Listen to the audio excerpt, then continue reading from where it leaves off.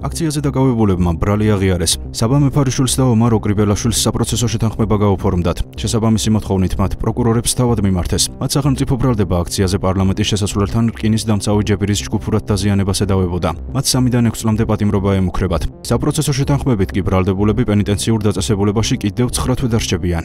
დამტკიცდეს პროკურორ ნუგზარ ჭიტაძესა და ბრალდებულებს ომარ ოკრიბელაშვილსა და საბა მეფარიშვილს შორის დადებული საპროცესო შეთანხმება. საპროცესო შეთანხმების გაფორმა ბუნებრივია მოხდა, ანუ აღიარების საფუძველზე უპირველეს ყოვლისა ნაწილობრივი აღიარება მოყვა, ანუ ბრალდებულების მხრიდან, იმიტომ რომ ჩვენ მოგეხსენოთ საქმეში არსებობს ვიდეო მასალა და ამას ვერ გავექცევით, დაზიანება დანამდვილებით მოხდა ამ კონკრეტული ჯეფირის, რომელიც განთავსებული იყო პარლამენტთან. მეფარიშვილი და ომარ ოკრიბელაშვილი ცნობილი იქნენ დამნაშავედ საქართველოს სამართლის კოდექსის 197 მუხლის მეორე ნაწილის გეკვე პუნქტით და საბოლოოდ მათ საჭიროდ განესაზღვრათ 1 წლით და 6 თვის თავისუფლების საკვეთ და ასევე განესაზღვრათ 1 წელი პირობითი მჟავით. ბრალდებულებმა აღიარეს და მოინანიეს ჩადენილი დანაშაული, რაც გახდა საფუძველი მათ მიმართ სახელმწიფოს გაეწია შეღავათი და აღნიშნული პირობით მათ გაუფორმდათ საპროცესო შეთანხმება. როცა მოგმართეს საპროცესო შეთანხმების განცხადებით, ჩვენ განვიხილეთ აღნიშნული განცხადება და გაუფორმეთ მათ საპროცესო შეთანხმება.